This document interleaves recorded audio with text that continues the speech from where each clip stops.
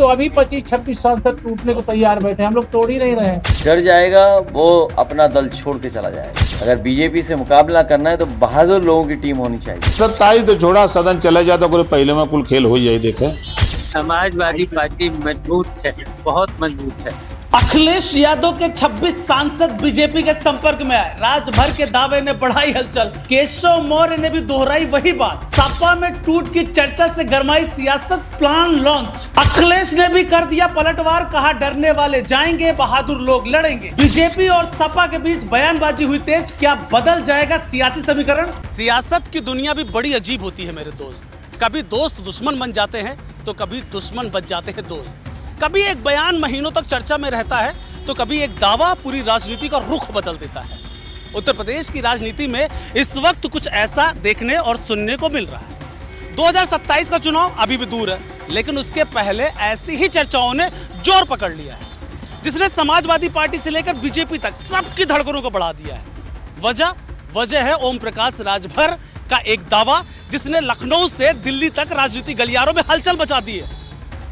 दावा यह है कि समाजवादी पार्टी के 26 सांसद बीजेपी के संपर्क में हैं। आने वाला समय में बड़ा राजनीतिक घटनाक्रम ये देखने को मिल सकता है। यही नहीं, कुछ घंटों बाद ये डिप्टी सीएम उत्तर प्रदेश के केशव प्रसाद मौर्य, उन्होंने भी लगभग उसी तरह का बयान देकर इस चर्चा को और हवा दे दी।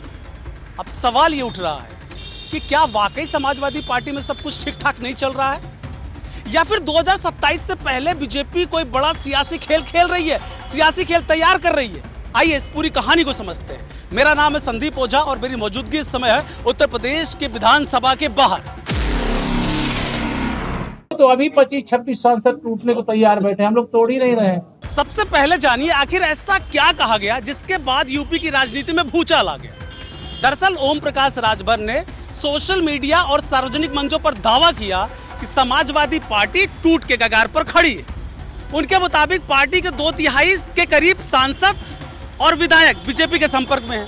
इसके बाद कुछ ही घंटों के बाद कानपुर में डिप्टी सीएम केशव प्रसाद मौर्य ने भी कहा कि समाजवादी पार्टी के 26 से 27 सांसद विधायक बीजेपी के संपर्क में खड़े हैं, यानी कि उन्होंने नंबर तक गिना दिया। बस यही से सियासी अटकलों का बाजार गर्म हो गया। सोशल मीडिया पर कई सूचियां वायरल होने लगी, अलग अलग सांसदों के नाम जोड़े जाने लगे। इससे राजभर ने एक्स पर लिखा, कल से सब पूछ रहे हो कि सपा में क्या टूट होने वाली है, तो सुनो। सपा के बागी सांसदों के गुट का नेतृत्व उत्तर प्रदेश की बागी भूमि का एक लाल करेगा, और करे भी क्यों ना। कल जिस तरह से सपा कार्यालय में सम्मेलन के नाम पर ब्राह्मणों को तिरस्कृत किया गया, उससे बागी बलिया का लाल बहुत आहत है। योजना पहले से थी, लेकिन कल की घटना ने आग में घी डालने का काम कर दिया है। टूट होकर रहेगी। लेकिन क्या इन दावों की कोई पुष्टि हुई है? अभी तक तो नहीं, लेकिन समाजवादी पार्टी ने इन सभी दावों को सिरे से खारिज कर दिया है। जैसे ही ये विवाद, ये मामला सामने आया, अखिलेश यादव ने प्रेस कॉन्फ्रेंस में साफ कहा कि जो डर जाएगा वो पार्टी छोड़ के घर जाएगा। लेकिन भाजपा से मुकाबला करने के लिए उन्हें बहादुर लोगों की जरूरत है, ऐसा अखिलेश यादव ने कहा। उन्होंने पलटवार करते हुए कहा कि भाजपा के कई विधायक खुद पाला बदलने की तैयारी में बैठे हैं और भाजपा कह रही है कि वो उनकी पार्टी तोड़ेंगे। डर जाएगा वो अपना दल छोड़ के चला जाएगा। अगर बीजेपी से मुकाबला करना है तो बहादुर लोगों की टीम होनी चाहिए। मुकाबला करने के लिए समाजवादी पार्टी तैयार है। प्रेस में ही मैंने कहा था कि अब भारतीय जनता पार्टी को मैं नहीं तोड़ूंगा, उनके विधायकों को नहीं लेंगे। सपा का दावा है कि पार्टी पूरी तरह एकजुट है और 2027 की तैयारी में जुटी हुई है। यही वजह है कि पार्टी इन चर्चाओं को राजनीतिक अफवाह मात्र बता रही है। अब जरा समझिएगा कि सपा में टूट की चर्चा क्यों हो रही है। दरअसल राजभर ने एक बहुत बड़ा दावा किया है। इसका समर्थन डिप्टी सीएम केशव मौर्य ने भी किया है। सोशल मीडिया पर इसे लेकर एक लिस्ट वायरल हो रही है और जिसमें कई सांसदों के नाम चर्चा में बताए जा रहे हैं। हालांकि सपा ने इसे पूरी तरह से खारिज कर दिया है और अखिलेश ने इसको लेकर पलटवार किया है। अब सबसे अहम सवाल, क्या यूपी में भी महाराष्ट्र जैसा राजनीतिक घटनाक्रम हो सकता है? जानकार मानते हैं कि पिछले कुछ वर्षों में देश की राजनीति में कई बड़े बदलाव देखने को मिले। महाराष्ट्र में शिवसेना का विभाजन हुआ, कई राज्यों में दल बदल की घटनाएं सामने आई। इसी वजह से जब यूपी में ऐसे दावे किए जाते हैं तो चर्चा बढ़ना स्वाभाविक है। लेकिन अभी तक समाजवादी पार्टी के किसी भी सांसद ने सार्वजनिक रूप से पार्टी छोड़ने का संकेत नहीं दिया है।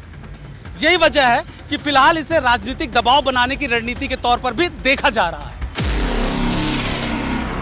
समाजवादी पार्टी मजबूत है, बहुत मजबूत है। तो ये लोग ऐसी बकवास करते हैं, झूठे लोग हैं। यानी फिलहाल तस्वीर साफ नहीं, लेकिन राजनीति जरूर गर्मा गई है। एक तरफ बीजेपी के नेता लगातार दावा कर रहे हैं कि समाजवादी पार्टी के कई सांसद उनके संपर्क में हैं, समाजवादी पार्टी टूट के कगार पर खड़ी है, तो दूसरी तरफ अखिलेश यादव पूरी कहानी को मनगढ़ंत बता रहे हैं, इन दावों को खारिज कर रहे हैं। ऐसे में सच्चाई क्या है, इसका जवाब तो आने वाला समय ही देगा। लेकिन इतना तय है कि 2027 का चुनाव से पहले यूपी की राजनीति और दिलचस्प होने जा रही है, क्योंकि हर बयान अब सिर्फ बयान नहीं बल्कि चुनावी राजनीति का हिस्सा माना जा रहा है।